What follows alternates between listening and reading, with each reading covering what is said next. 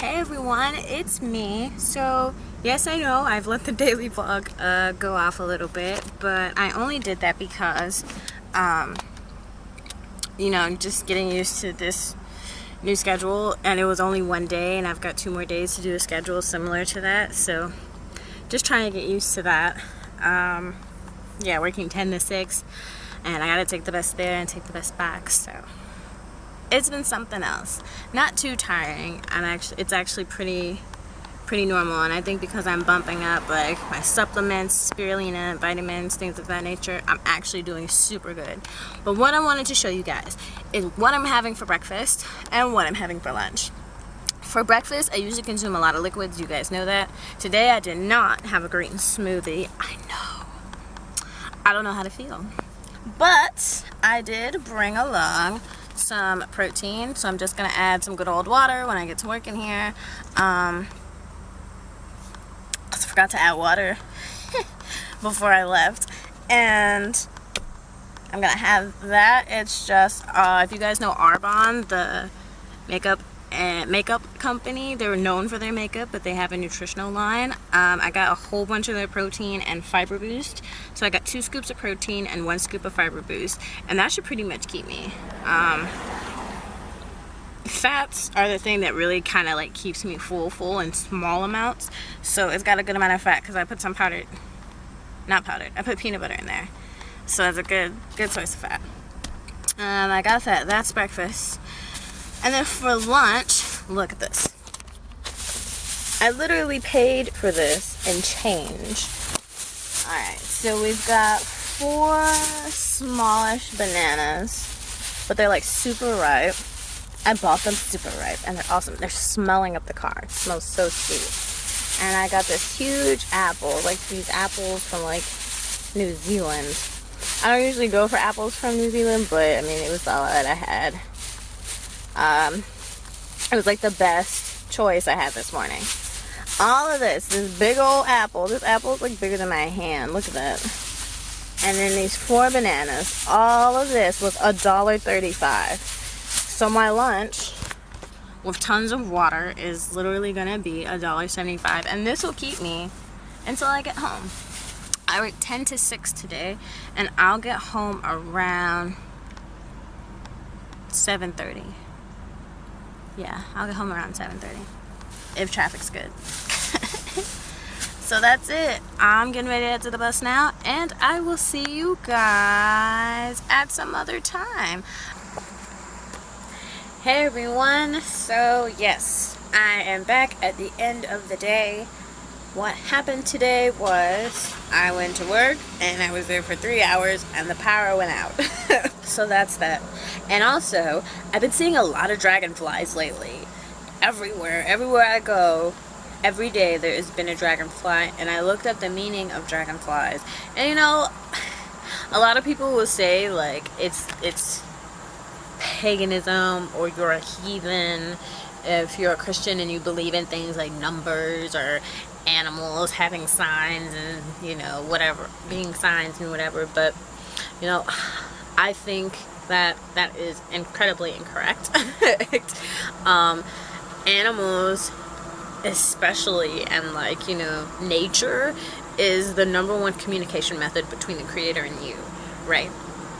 And because it's just so like, it's not obvious, but it's a way to communicate. It's a way for you to push yourself to get closer to the creator. And I enjoy it. So I'm seeing all these dragonflies and I'm like, what does this mean? And it's a sign of emotional and mental health. Your maturity in your emotional and mental health. That's what's in it. That's the sign. The sign is that you have grown in your mental and emotional health.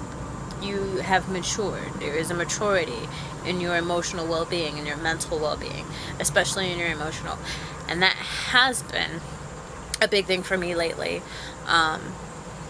And I'm very proud of myself. And I'm just very proud to see that as a signal. And I mean everywhere. I haven't seen dragonflies all summer. I don't remember the last time I saw a dragonfly.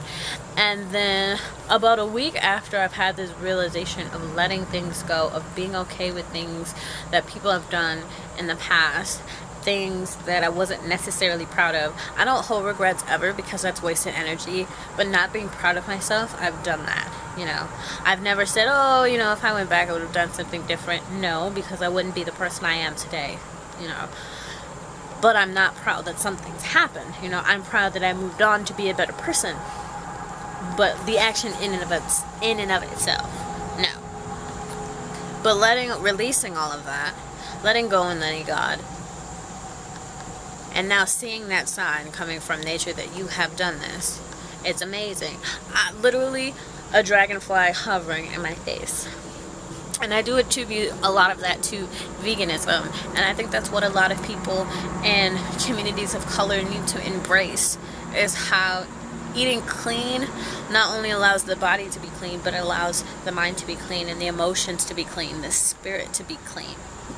That is the biggest advantage of being vegan. And I saw a video, what was it? Finding Uhuru. I think that's his name. Finding Uhuru. And he was talking about how vegans, you know, get into a lot of woo-woo, and it doesn't matter because meat eaters live longer than they do. And my first thing was, it's not about the longevity. Whatever his experience with vegans are, it's very biased. It's very based in a stigma, right? He's only experienced a certain kind of vegan, and if he sees this, I doubt he will.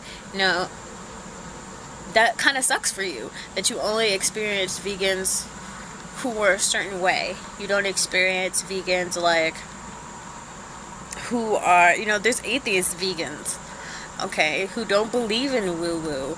You know what I mean? There's very physical plane vegans, like this is the world and that's all there is, and you live and you die and that's it. There's the super spiritual woo-woo vegans, you know, who are very out there, and that's true. There's extremes to this spectrum, but just like there's a beginning and an end to a spectrum, there is a middle ground. And because you have not experienced that middle ground, that kind of sucks, you know what I mean? The fact that he made that video, you can kind of tell that he made it out of frustration, and I understand, because a couple days before I had made that video about white vegans, and a couple of white vegans had come to me saying, you know, you're generalizing, we're not all like that. And I understand, but my experience is with this type of vegan, and this is what I want to address, you know. So I understand him on that part, and I feel for him. But just so you know, and just so everybody else knows, there are some of us in between, right? There are a lot of different kinds of vegans. Vegans who don't care about living long, junk food vegans, vegans who do eat soy. And just because you're vegan, it doesn't mean that you're going to eat a whole bunch of mock meat. There are whole food, low-fat vegans. There are fruitarians. And nobody is trying to say, oh, our ancestors in Africa were vegan. No one's trying to say that there's an ancient people out there that were vegan, and they had the fountain of youth, and yo mama ate chitlins, and she's 95 and still kicking it right now. No one cares. No one's talking about that. Being vegan is not about living longer. It's about, you know, and for a lot of people it's not necessarily the quality of life. It's what you are contributing to. And what's funny is that this channel, he's been initiated into a tribe, the Maasai tribe in Africa, and he's living in the motherland, and yet his consumption of meat, especially in America, is contributing to food shortages in Africa. It's contributing to extreme poverty in Africa. It's contributing to extreme hunger and malnourishment and starvation in Africa. But you want to talk about how you're upset because vegans talk about living longer. Let's talk about your habits what your contributions are, because even if I am into woo-woo, I'm still allowing food to be put into other people's mouths.